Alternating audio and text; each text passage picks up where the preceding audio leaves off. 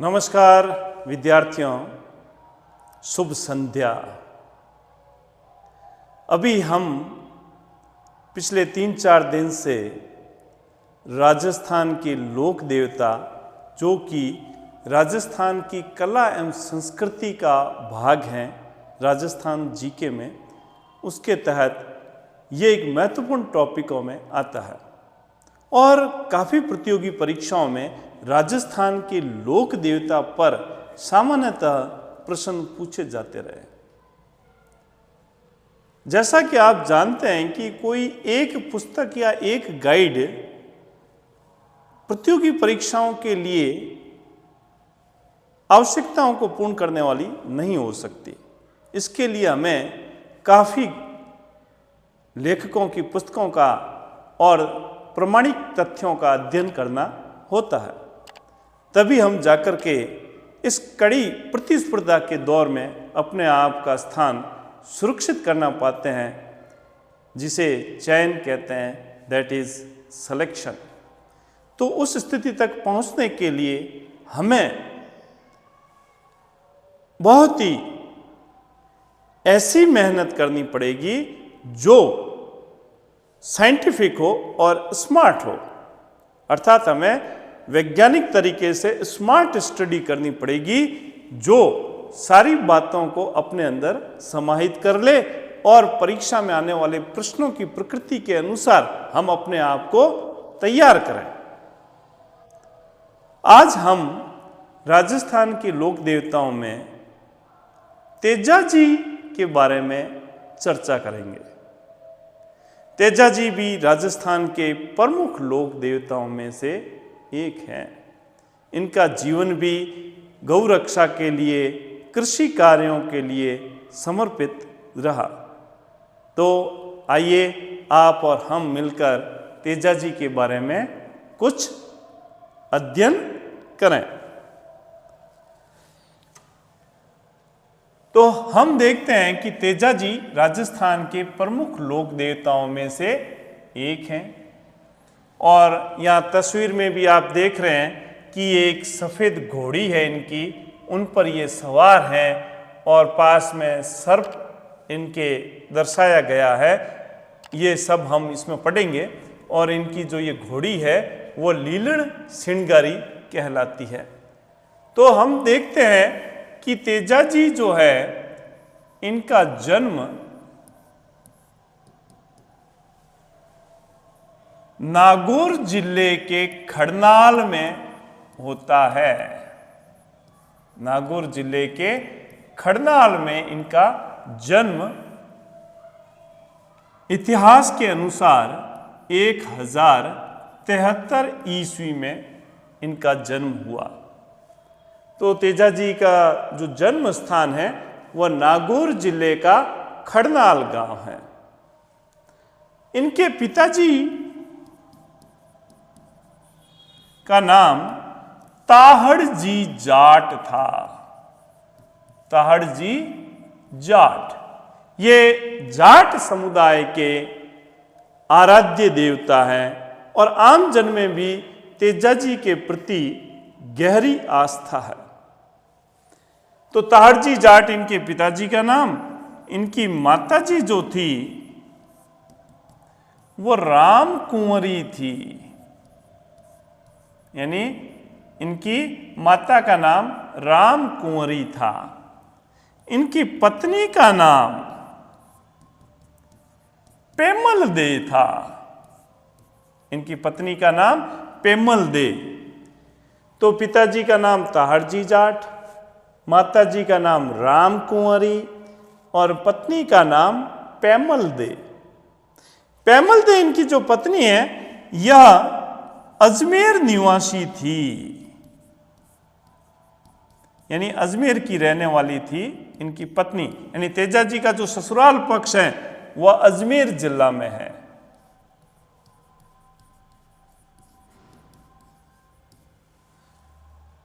और इनको कई उपनामों से भी जाना जाता है। तेजाजी के कुछ उपनाम हैं। इनको काला और बाला का देवता कहा जाता है और इन्हें कृषि कार्यों का उपकारक देवता कहा जाता है, क्योंकि इन्होंने आज भी किसानों में तेजा जी को लेकर के अगाध श्रद्धा है, इसीलिए इन्हें कृषि कार्यों का उपकारक देवता कहा जाता है। काला और बाला का देवता कहा जाता है। इन्हें सांपों के देवता के रूप में जाना जाता है।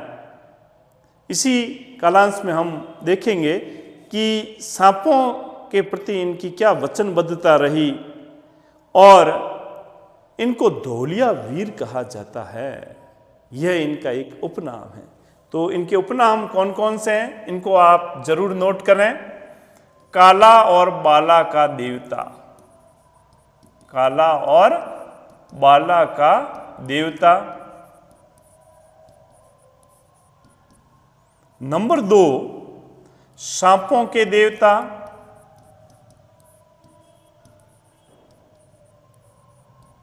नंबर 3, इनको धोलिया वीर कहा जाता है, धोलिया वीर। नंबर 4, कृषि कार्यों के उपकारक देवता के रूप में भी इनको जाना जाता है, कृषि कार्यों के उपकारक देवता।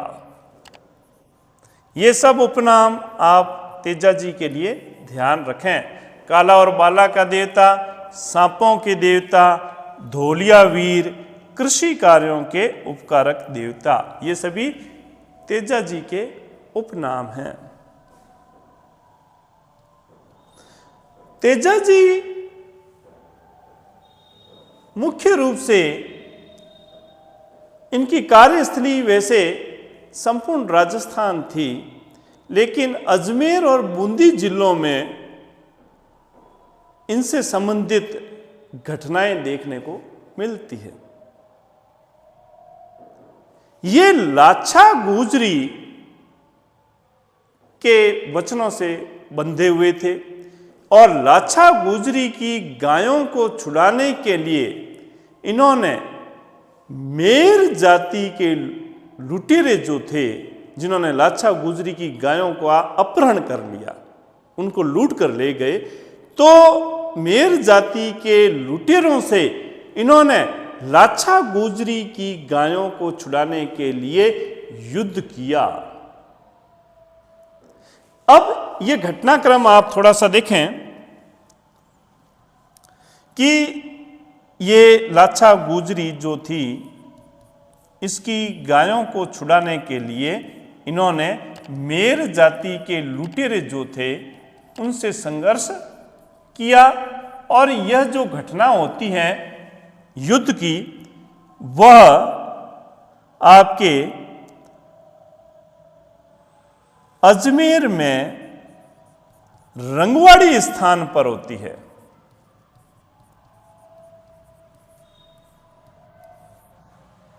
अजमेर में रंगवाड़ी स्थान है, वहां इन्होंने मेर जाति के लुटेरों से युद्ध लड़ा, क्योंकि इन्होंने लाछा गुजरी की गायों को अपहरण कर लिया था, लूट कर ले गए। इसलिए रंगवाड़ी अजमेर में तेजा जी ने मेर जाति के लुटेरों से युद्ध किया है। जब ये लाछा गुजरी की गायों को लुटेरों से छुड़ाने के लिए रंगवाड़ी जा रहे थे, तो बीच रास्ते में एक सांप आया। सांप ने तेजा जी को डसने की बात कही। तेजा जी ने कहा कि आप मुझे डस लेना, हे सांप देवता, आप मुझे डस लेना, लेकिन क्या, मुझे अभी लाछा गुजरी की गायों को मेर जाति के लुटेरों से छुड़ाने के लिए रंगवाड़ी जाना है, वहां युद्ध होना भी संभव है, बिना लड़ाई के तो शांति नहीं हो सकती। तो वो वहां गए, युद्ध किया, फिर मैं आऊंगा, आप मुझे डस लेना। सांप ने कहा प्रॉमिस करो। तेजा जी ने कहा मैं वादा करता हूं, जरूर आऊंगा और आप मुझे डसना। ठीक है, सांप ने कहा आप वचनों से बंध गए हो तेजा जी, बिल्कुल मैं वचनों से बंधा हुआ हूं, मैं अभी जा रहा हूं, आते वक्त मुझे आप डस सकते हो। सांप ने कहा डन, ठीक है। इस तरह से वे रंगवाड़ी में गए और लाछा गुजरी की गायों से छुड़ाने के लिए उनसे युद्ध किया। युद्ध में तेजाजी ने गायें तो छुड़ा ली, लेकिन घायल हो गए, इतने घायल हो गए, इतने इंजर्ड हो गए, उनकी स्थिति काफी नाजुक थी। वे रंगवाड़ी अजमेर से सांप के वचनों से बंधे हुए थे, और वो रंगवाड़ी अजमेर से पहुंचते हैं आपके स्थान है वह अजमेर में ही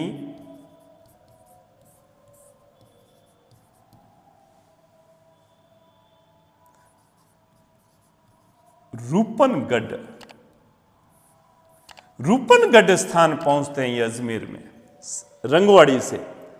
जब ये रूपनगढ़ में पहुंचे तो यहां सांप इनका इंतजार कर रहा था। जैसे वहां पहुंचे, सांप ने तेजाजी को कहा कि आप आ गए हो, कि जी मैं आ गया हूं, अब आप मुझे डस लीजिए। तो सर्पदंश यहां अजमेर में रूपनगढ़ स्थान है, यहां होता है। अब स्थिति यह थी कि तेजाजी तो युद्ध में घायल थे, पूरा शरीर घायल हो गया था।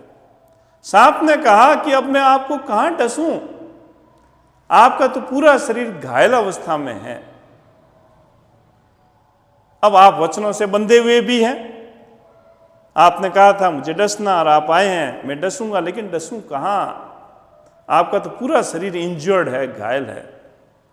तेजाजी ने कहा आप मेरी जीभ पर डस लीजिए, और सांप तेजाजी को उनकी जीभ पर डस लेता है। तेजाजी ने अपने वचनों को निभाया। देखो, महापुरुष अपने वचनों से बंधे हुए हैं। रघुकुल में क्या हुआ, प्राण जाए पर वचन न जाए, वचन सर्वोपरि है। तो सांप तेजाजी को डस जाता है उनकी जीभ पर, और यह घटना हुई है रूपनगढ़ अजमेर से। अब वो सांप भी डसा हुआ है, तेजाजी घायल भी हुए थे युद्ध में, और वे यहां से चल करके पहुंचते हैं सेंद्रिया। सेंद्रिया भी अजमेर में ही है।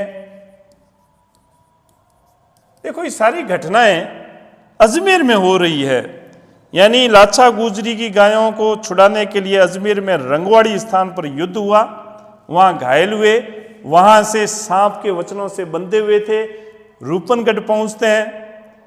सांप उनकी प्रतीक्षा कर रहा था। सांप ने तेजाजी को रूपनगढ़ में डसा है, और फिर रूपनगढ़ से ये सेंद्रिया में आ जाते हैं। यहां तेजाजी वीर गति को प्राप्त हुए, सेंद्रिया अजमेर में। यह समय था 1103 ईस्वी। 1103 ईस्वी में सेंद्रिया अजमेर में घायल अवस्था और सर्पदंश के बाद में वे वीर गति को प्राप्त हुए 1103 ईस्वी में। इनका जन्म कहां हुआ है? 1073। अब गणित तो आपने पढ़ी है ही, और गणित का ज्ञान होना हमारे लिए व्यवहारिक जीवन में भी आवश्यक है। तो आप बता दीजिए कि इन्होंने कितने वर्ष में अपनी जीवन लीला का इनका ये शरीर शांत हुआ, वीर गति को प्राप्त हुए?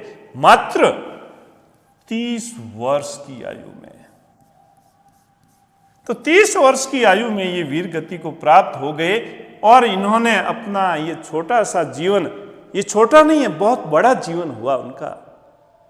वचनों से प्रतिबद्धता बनते हुए गायों की रक्षा के लिए जीवन को संकट में डाला, और लोगों की भलाई के लिए अपना जीवन समर्पित कर दिया। यह जीवन उनका छोटा नहीं, बहुत बड़ा है। आज भी तेजाजी हमारे रग रग में बसे हुए हैं। अब तेजाजी जब यहाँ आते हैं और इनके साथ हमेशा इनका जो वाहन रहा है वह इनकी घोड़ी थी। इस घोड़ी का नाम या इनके वाहन का नाम लीलन श्रृंगारी था। लीलन घोड़ी थी, इसको लीलन श्रृंगारी कहा गया। बहुत ही सुंदर सफेद घोड़ी इनकी थी और इनको लीलन श्रृंगारी कहा जाता है। तेजा जी की वाहन का नाम, तेजा जी की घोड़ी का नाम लीलन श्रृंगारी। तेजा जी के जो भोपे हैं उनको घोड़ला कहते हैं। ये ध्यान रखना, तेजा जी के जो भोपे हैं इनको घोड़ला कहते हैं। तेजा जी का जो भोपा है इसको क्या कहा जाता है? घोड़ला। तो घोड़ला तेजा जी के भोपे का नाम है। तेजा जी कृषि कार्यों के उपकारक देवता हैं। किसानों में तेजा जी के प्रति गहरी आस्था रही। आज भी तेजा जी का जो स्मरण है वो तेजा गायन में किया जाता है। तेजा गायन किसानों में, आम जन में जोश, उत्साह का संचार करता है। आज भी खेतों में आप देखते हैं जब सामूहिक लोग मिलकर के कृषि कार्यों को संपन्न करते हैं, उस समय तेजा जी के भजनों को, गीतों को गाते हैं और किसान लोग बड़े जोश के साथ कुछ समय में ही कृषि कार्य संपन्न कर लेते हैं। तो जाटों के आराध्य देवता, किसानों के आराध्य देवता और आम जन के आराध्य देवता, ऐसे महान पुरुष थे तेजा जी। तेजा जी के मंदिर कहाँ कहाँ हैं? तो इनके जो मूल स्थान जहाँ जहाँ रहे हैं वहीं इनका जो है मंदिर बने हुए हैं। प्रमुख मंदिर जो इनके हैं तेजा जी के, एक तो सुरसरा,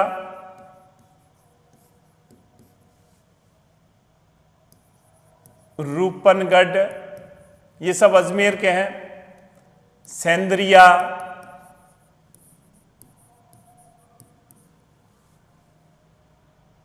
बांसी दुगारी। बांसी दुगारी बूंदी जिले में है। यहां तेजा जी का एक बड़ा मंदिर बना हुआ है, बांसी दुगारी बूंदी में। ये सब अजमेर में है। इसके अलावा नागौर में जो कि इनकी जन्मस्थली है, खड़नाल। खड़नाल नागौर में इनका मेला आयोजित होता है। सुरसरा, रूपनगढ़, सेंद्रिया, ये सब अजमेर में, यहाँ इनके मंदिर है। बांसी दुगारी मंदिर बूंदी में भी एक मंदिर इनका बना हुआ है। अब तेजा जी को लेकर के राज्य सरकार ने एक पशु मेला आयोजित किया है। उसका नाम तेजा जी के नाम पर है, वीर तेजा जी पशु मेला। और यह राजस्थान का सबसे बड़ा पशु मेला है। यह हर प्रतियोगी परीक्षा में ये प्रश्न छपा हुआ है। इसको आप अच्छी तरह से याद कर लो, ध्यान में रखो। राजस्थान का सबसे बड़ा पशु मेला कौन सा है? हर परीक्षा में आता रहता है घूम फिर करके। तो राजस्थान का सबसे बड़ा पशु मेला वीर तेजा जी पशु मेला है। यह कहां आयोजित होता है? यह वीर तेजा जी पशु मेला पर्वतसर। पर्वतसर पुराने जिलों के अनुसार देखें तो नागौर, और अगर नए जिलों के अनुसार देखें तो पर्वतसर डीडवाना कुचामन में आता है। डीडवाना कुचामन। आप दोनों विकल्प अपने पास तैयार करके रखें।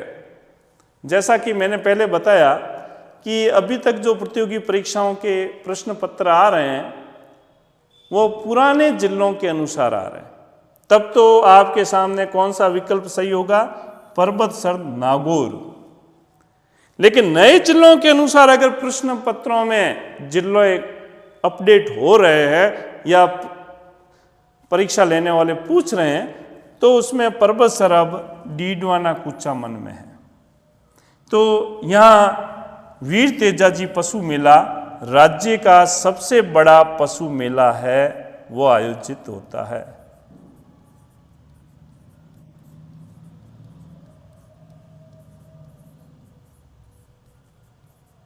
राज्य का सबसे बड़ा पशु मेला परबतसर नागौर डीडवाना कुचामन में आयोजित होता है।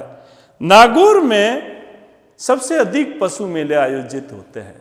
नागौर राजस्थान का एक ऐसा जिला है जहां सबसे अधिक पशु मेले आयोजित होते हैं। बहुत सारे पशु मेले, पुष्कर पशु मेला,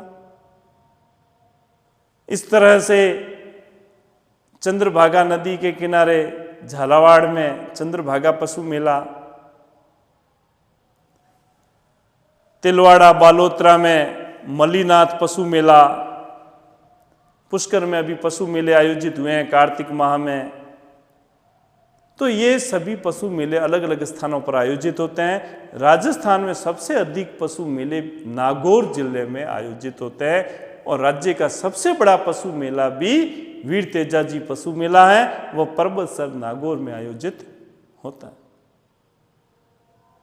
प्यारे विद्यार्थियों, हमें तथ्य रटने नहीं हैं, उनको ध्यान में रखना है।